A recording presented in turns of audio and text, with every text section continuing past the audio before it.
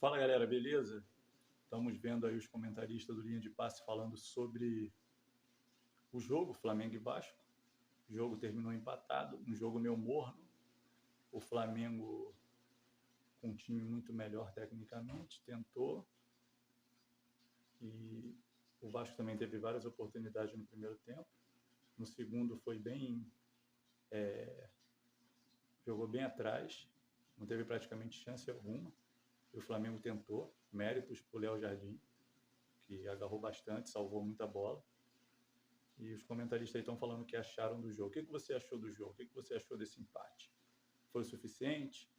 O Vasco se comportou bem? Eu acho que sim, se comportou muito bem, principalmente no primeiro tempo. E não dava para segurar tanto tempo assim, né? Tem que jogar o famoso futebol feio. Senão, partir para cima do Flamengo é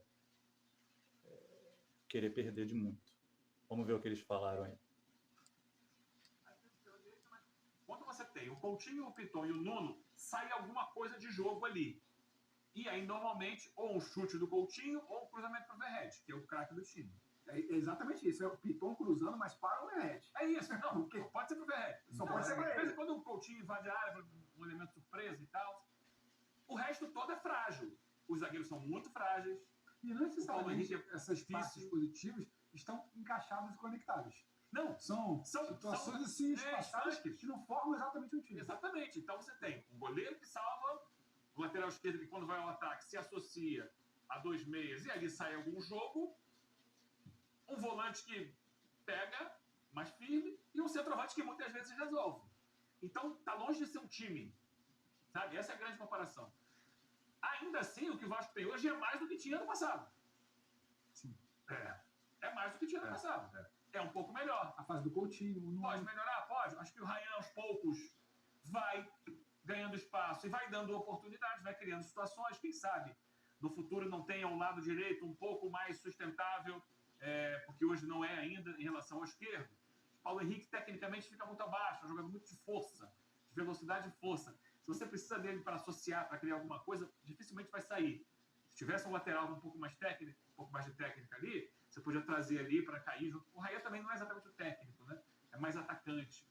Mas é um jogador que tem feito jogadas interessantes. Então, tem uma perspectiva de melhorar, mas ainda não está pronto. Por isso depende muito do Verratti, depende muito. Isso não é de hoje, isso vem de 2023. Quando os dois chegaram, o Léo Jardim ainda no primeiro semestre e o Verratti chega no segundo semestre de 2023, a partir de então o Vasco depende muito dos dois. Sim. Um salvando lá atrás, outro salvando na frente. Então, está tentando construir um resto de time para essas duas pontas. Agora, o Vasco não está pronto, claro.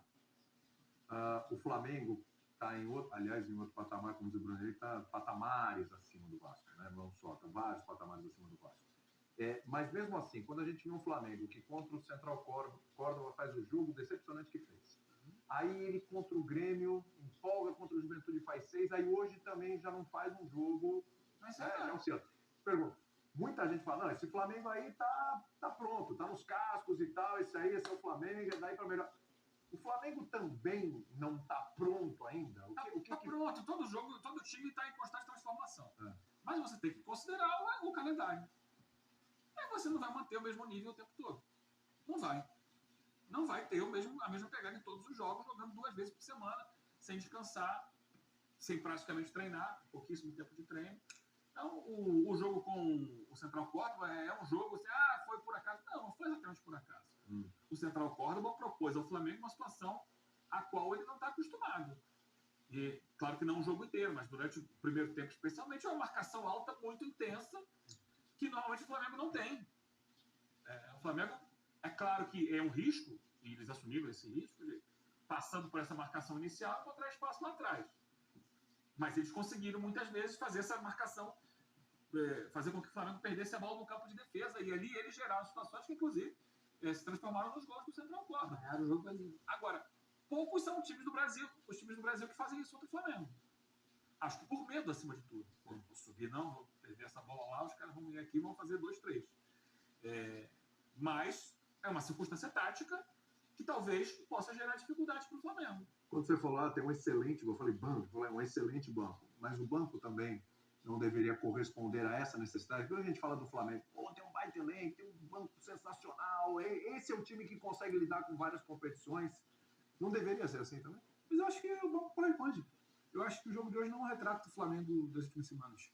O jogo de hoje é um retrato do Flamengo que não vai sustentar 6-0 todo dia. O retrato para mim do Flamengo é o Flamengo contra o Inter, que é interessante, porque do outro lado era o Inter, que tem que mudar 2 vezes dentro do mesmo jogo. Acaba de ter uma excelente atuação do Rocher no primeiro tempo, do Antony no segundo. É o Flamengo contra o Vitória, é o Flamengo contra o próprio Juventude, o Flamengo contra o Grêmio. O Flamengo contra o Grêmio escolheu dosar, porque fez 2-0, o jogo está muito sob controle. O retrato do Flamengo no Campeonato Brasileiro não é o segundo tempo contra o Vasco, o banco. Não, hoje talvez não, é um clássico também, né? O Marco ainda tem toda a fragilidade do Vasco, é um rival histórico do outro lado que, sim, em alguma medida, entra no pacote. Teoricamente, um clássico, mando do adversário, né? Pois é. Teoricamente, um mando do Vasco. São 5 jogos do Flamengo. Isso. Os outros 4 jogos, a gente consegue ver muito claro o que é o Flamengo até aqui, e não necessariamente esse jogo contra o Vasco. Se esse 5º jogo contra o Vasco fosse, sabe, uma situação de confirmação de queda, não veio bem contra o Juventude, não conseguiu jogar contra o Grêmio fora de casa, aí eu poderia falar, esse banco não está ajudando. Não, acho que hoje é uma situação muito específica, acho que o cansaço pode pesar, acho que você não consegue manter essa rotação o tempo inteiro, acho que vai sofrer muito na terça-feira, e isso precisa ser considerado. Talvez lá você não tenha que ter uma exibição como você tenha contra o Juventude ou contra o Grêmio, quando você tenha que simplesmente fazer a pontuação que você deixou de fazer em casa contra o Central Córdoba, que provavelmente estava na conta, no planejamento. E no fim de semana que vem, de sentar aqui e falar, foi uma queda, não foi, esse Flamengo cansou, esse Flamengo está oscilando, porque senão todo fim de semana a gente vai ter esse debate. Pô, mas foram 2 jogos bons e hoje não foi bom. Será que está caindo? Não, hoje vai ser assim. É que de alguma muito forma, pouco. Não vai jogar 38 jogos E hoje não foi um jogo ruim. O Flamengo fechou com 64% de posse de bola, N finalizações, né? Então, eu acho que o resultado... Controlou o jogo, dominou o jogo, empurrou o Vasco. Não, fez o gol, faltou. Então, o ponto final. Eu acho que o resultado condiciona a análise, porque eu acho que a gente não está colocando que 7 defesas faz muita diferença. O Jardim foi o cara do jogo. O Flamengo fez mais gols, fez menos gols no Juventude do que o Léo Jardim fez de defesas contra o Flamengo.